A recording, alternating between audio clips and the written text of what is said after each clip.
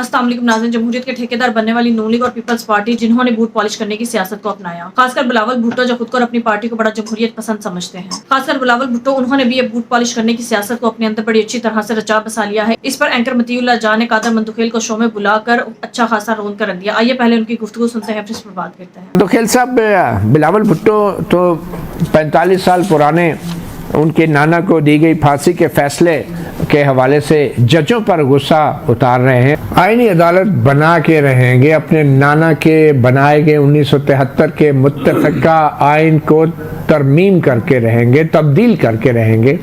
आखिर ये गुस्सा है क्या अब्दुल कादर मंदुखेल साहब या एक नवासे की तरफ से ये गुस्सा बजा है कि उनके नाना को जजों ने फांसी दी थी? और क्या आप भी वाकई समझते हैं कि जुल्फ़िकार अली भुट्टो को फांसी देने वाले जज थे और जनरल ज़ियाउल हक नहीं? तीनों मुझे कोई मिसाल दे सकते हो पाकिस्तान की 77 साल तारीख में कि एक मुकदमा डायरेक्ट हाई कोर्ट में चला हो? ना आज तक चला है, ना आइंदा कभी चलेगा, कानूनी नहीं है। एक हनुका जर्नल के डिक्टेटर के दौर में कानून बना था और फिर उसी को सजा को सुप्रीम कोर्ट ने भी कि जस्टिस नसीम हसन शाह जो बाद में अपनी किताब में माना। 45 साल बाद आप ये कहते हैं कि वो गलत हुआ और 38 साल बाद मैंने दरखास्त के साथ बिलावल भुट्टो जरदारी कैसे ऐसी तकरीर कर सकते हैं? उनके नाना से लेके उनकी वालदा से लेके चाहे नवाज शरीफ हैं चाहे बेनज़ीर भुट्टो हैं, आप लोग अपनी मर्जी के जज पहले तो लगाते रहे, उनसे फायदा उठाते रहे और अब आप उन्हीं पे इल्ज़ाम लगा के आइन में सिर्फ इसलिए जो है तरमीम करना चाह रहे हैं 25 अक्टूबर से पहले कि अब आप एक और अपनी मर्जी का जज लगाना चाहते हैं। और आप बहाना ये बना रहे हैं कि इस अदलिया ने जो है बिलावल भुट्टो के नाना को फांसी दी और सजा दी। ये क्या बातें कर रहे हैं आप? आपकी मर्जी की अदलिया लगती रही है, जजेस बनते रहे हैं, किस पे आप इल्ज़ाम लगा रहे हैं? क्यों आवाम को बेवकूफ़ बनाया जा रहा है? पहली बात आप मुझे ये बता दो, हमने कब अपनी मर्जी के जजेस लगाए? पहले तो आप इस चीज से सबूत दे दें, नंबर एक बात। दूसरी बात ये कि आपको याद होगा 2021 में शाह को किसने लगाया था? बेनज़ीर भुट्टो जजेस नहीं लगाते रहे, नवाज शरीफ नहीं लगाते रहे। आज आप देखिए आपके जनरल ज़ियाउल हक और उनके बाद जो आने वाले जर्नैल थे उन पे आपका बस तो चलता नहीं है और अब आप जजों के नाम पे आइन में तरमीम करने जा रहे हैं। कोई और अच्छा बहाना नहीं मिला आपको? आप थोड़ा सा मुझे सुन ले। और ये अब्दुल हमीद डोगर किसने लगाया था? ये जो अब्दुल हमीद डोगर चीफ जस्टिस साहब पीसीओ का, वो किसने लगाया था? जरदारी साहब ने नहीं लगाया था। आप मुझे डोगर शुगर की मिसालें नहीं दिए, ऐसे बहुत सारे काने दजात में गुजरे। आप मेरी बात सुने जो मैं कहना चाह रहा हूं। जी सुना दें आप। वो सिर्फ फर्द वाहिद चीफ जस्टिस सूबे का इख्तियार है कि वो किसी भी अपने मनपसंद वकला का नाम भेज दे और उसको जज बना दे और एक रबड़ स्टैम्प असेंबली की है। तो आप मुझे बताओ ना, पीपल्स पार्टी ने कहां से लगाए? तो ये जजेस लगा रहे थे जो चीफ जस्टिस सुप्रीम अपना सूबे के थे। ये कानून अभी तक राइज है। क्या इफ्तिखार चौधरी ने ब्लैकमेल नहीं किया था पीपल्स पार्टी को? मंदुखेल साहब एक सेकंड, मंदुखेल साहब, ये रबर स्टैम्प असेंबली में कौन लोग बैठे थे? आपके लीडर बैठे थे, ये सारे बड़े बड़े लीडर, उन्होंने रबर स्टैम्प लगाया ना? क्यों नहीं हिम्मत की उस वक्त? 8वीं तरमीम को किसने आइन का हिस्सा बनाया? 17वीं तरमीम को किसने आइन का हिस्सा बनाया? मुशर्रफ के मार्शल को आप लोगों ने तहफ़्फ़ुज़ दिया, ज़ियाउल हक के मार्शल को आपने जायज करार दिया, आपकी पार्लियामेंट ने जायज करार दिया। क्या बातें कर रहे हैं? किसकी पार्लियामेंट ने? आप जजों के ऊपर सारा गुस्सा आपका उतरता है। मैं लानत भेजता हूँ 1000 मर्तबा मुशर्रफ पे, 1000 1000 आपकी लानत से कुछ नहीं होगा। 17वीं तरमीम किसने पास की? 17वीं तरमीम किसने पास की? 8वीं तरमीम किसने पास की? आपका सवाल जरूर सख्त होता है, मगर कुछ सर पैर भी तो हो ना सवाल का। मैं आपको आप मुझे बताएं 17वीं तरमीम किसने पास की? किसने जनरल मुशर्रफ के मार्शल को जो है प्रोटेक्शन दी? 17वीं तरमीम किसने पास की? LFA को किसने जायज करार दिया? कौन लोग थे पार्लियामेंट में उस वक्त? आप बताएं। देखिए मैं एक चीज बताऊं आपको।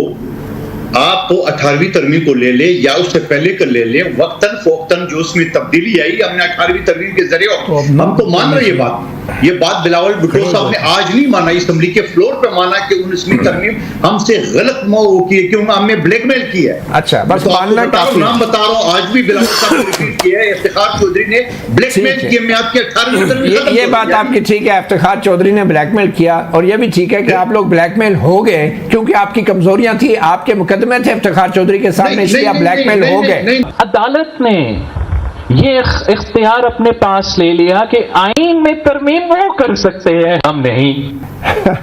عدالت نے اختیار لے لیا، مگر جرنیلوں کو آئین میں ترمیم کا اختیار کون دیتا رہا؟ یقینی طور پہ عدالت نے، مگر پھر اس پہ آمنا صدقنا کس نے کہا؟ سیاستدانوں نے اور بڑی سیاسی جماعتوں نے، جنہوں نے اقتدار کی خاطر 8ویں ترمیم جیسے سمجھوتے بھی کیے۔ عبدالقادر مندوخیل صاحب، مجھے یہ بتائیں کہ فلور کراسنگ، بلاول بھٹو کہہ رہے ہیں کہ ووٹ شمار ہونے کے بعد وہ گھر چلا جاتا ہے، نااہل ہو جاتا ہے، مگر اگر ایک ووٹ کے فرق سے 2/3 اکثریت بن جائے، آئین میں ترمیم ہو جائے اور وہ شخص بعد میں پھر گھر بھی چلا جائے، تو اس آئینی ترمیم کو پھر ختم کرنے میں کتنے سال لگ جائیں گے؟ آپ ابھی بھی سمجھتے ہیں کہ فلور کراسنگ کی سزا محض سمپل نااہلی ہونی چاہیے اور موجودہ آئین میں ترمیم کرنا ضروری ہے تاکہ جو بندہ فلور کراسنگ کرتا ہے اس کو پی ٹی آئی کے لوگوں کو بھی توڑا جا سکے، اور اس کے لیے آپ یہ تبدیلی لانا چاہ رہے ہیں 63A کی تشریح میں، اور اس کے لیے سپریم کورٹ آپ کی اعانت کاری کرنے کے لیے بھی تیار ہے بظاہر، جہاں پہ نظر ثانی کی درخواست لگا دی گئی ہے 63A کے اوپر؟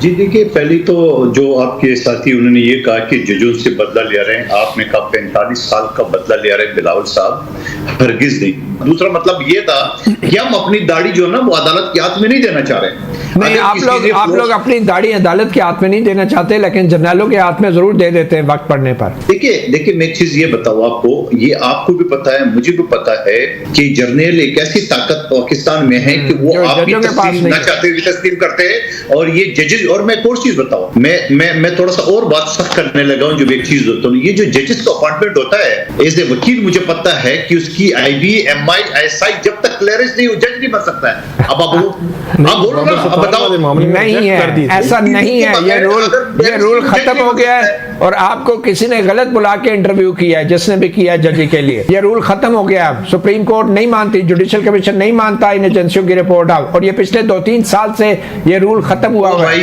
اچھا رک جاؤ، کوئی ختم نہیں ہوا ہے، میں ایک چیز بتاؤں آپ کو، کوئی ختم نہیں ہوا ہے۔ یہ رپورٹ ایسا نہیں ہوتا ہے۔ ماضی میں سندھ ہائی کورٹ کے 7 جج ایک دوسرے کے چاچے مامے تھے، تو بات یہ ہے کہ وہ جو فرد واحد کا اختیار تھا، کیا آپ بھی سمجھ رہے ہونا چاہیے؟ جرنلوں کا نام تو آسانی سے لے لیتے ہو آپ، آسانی سے تو پولیٹیکل لوگوں کا نام لے لیتے ہو۔ میں سوری آپ کی دل آزاری ہوئی ہے، میں جرنلوں کا نام لے لیا، لیکن یہ ہے کہ یہ حقیقت ہے، اور آپ نے خود کہا۔ بھائی کیا بات کرتے ہو؟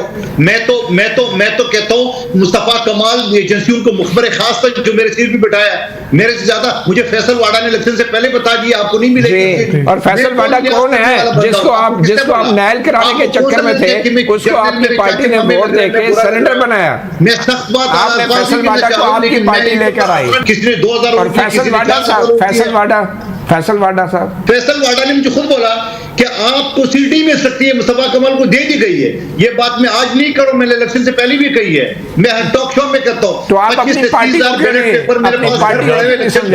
میری درخواست میں کوئی فیصلہ نہیں کر رہا ہے۔ آپ نے پارٹی میں احتجاج ریکارڈ کروایا فیصل واڈا کے حوالے سے؟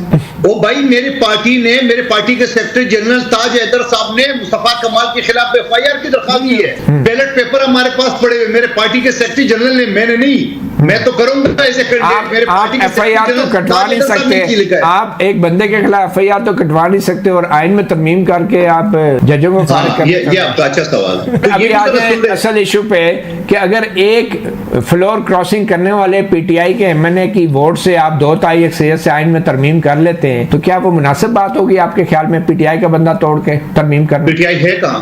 آپ یہ justice Mansoor Ali Shah P T I کا تو نہیں پتا، پی ٹی آئی کے کچھ لوگ لاپتہ ضرور ہوئے، اور ان کے فیملی ممبر بھی، جو آپ کو بھی نہیں پتا۔ ایک کا نام بتا دیں فیملی ممبرز کا۔ کیوں یہ لاسٹ جو فیصلہ بات کا تھا جس کی فیملی، میں آپ کو چیلنج کرتا ہوں، شاید بلوچ صاحب، جی بلوچ صاحب، ایک فیملی کا بتا دو جو لاپتہ ہے۔ جی بلوچ صاحب کا کیا نام بتا دو؟ سات بلوچ کی فیملی، بلوچستان میں جہاں ہماری حکومت ہے، میں وعدہ کرتا ہوں میں ان کے ساتھ کھڑا ہوں گا۔ 7 بلوچ پی ٹی آئی کے ہیں، 7 بلوچ جو پی ٹی آئی کے ہیں، ان کی فیملی لاپتہ رہی ہے۔ آپ نے نہیں سنا؟ آپ کے ایم این اے بھائی ان کے وکیل کو نہیں پتا، آپ کیسے بتا رہے ہیں؟ مندوخیل صاحب، آپ لوگ ایک ایک ووٹ کے پیچھے پڑے ہیں کہ 2/3 اکثریت مل جائے اور آئینی ترمیم کر دیں، تو یہ فارم 45 لے کے جو ہے آپ کے خیال میں نون لیگ کے لوگوں کو یا دیگر لوگوں کو پہلے ٹرائبونل کے سامنے نہیں پیش ہونا چاہیے اور بعد میں آئینی ترمیم ہونی چاہیے؟ دیکھیں بالکل آپ بات صحیح کہہ رہے ہو. ٹوٹل آپ کے پاس 6 مہینے کا ٹائم ہے. 6 مہینے میں آپ نے ڈیسائیڈ کرنا اور ابھی تک 6 مہینے تو گزر گئے، ابھی تک تو آپ کا سٹارٹ ہی نہیں ہوتا. مجھے یہ بتائیں نا،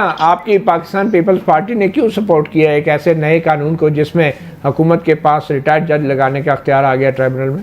دیکھیں میں تو آپ کو ہوں کہ پورا کا ہوائی کا ہوا بگڑا ہوا ہے نا. آپ ایک چیز پہ کر لیں، میں آپ کے سامنے 182 کی بات کر رہا ہوں. ہوائی کا ہوا بگڑا ہوا ہے، اس لیے آپ کا کوئی قصور نہیں ہے آپ کی پارٹی کا. نہیں دیکھیں یہ تو مختلف اوقات میں آئین کا اولیہ بگڑا جاتا تھے، ہم نے 18ویں ترمیم کے ذریعے سیدھا کر دیے، مزید چیزیں ہم کر رہے ہیں. اب جو آوے کا ہوا، اب یہ جو آوے کا، یہ تو بگڑ جاتا ہے نا. یہ جو آوے کا ہوا بگڑا ہوا ہے، اب یہ آوے کا ہوا جو ہے 2/3 اکثریت سے آئین کی شکل بھی بگاڑنے کو چلا ہے. دیکھیں اگر 2/3 اکثریت نہیں ہوا تو نہیں ہوگا. ناظم بلاول بھٹو کے نانا ذوالفقار علی بھٹو اور والدہ بے نظیر بھٹو جنہوں نے ہمیشہ جمہوریت کی بات تو کی، لیکن وقتاً فوقتاً انہوں نے بھی اس پر کمپرومائز کیے اور اس کے نتائج بھی انہیں بھگتنا پڑے. جس طرح سے ذوالفقار علی بھٹو کو پھانسی پر چڑھا دیا گیا اور اسی طرح سے بے نظیر بھٹو کو بھی شہید کر دیا گیا. اس کے پیچھے وہی غیر جمہوری طاقتیں تھیں جو جمہوریت کو پروان چڑھنے نہیں دینا چاہتی. جیسے ہی ذوالفقار علی بھٹو اور بے نظیر بھٹو نے کمپرومائز سے نکل کر جمہوریت کی بات کرنا شروع کی، ویسے ہی ان کا وجود ہی ختم کر دیا گیا.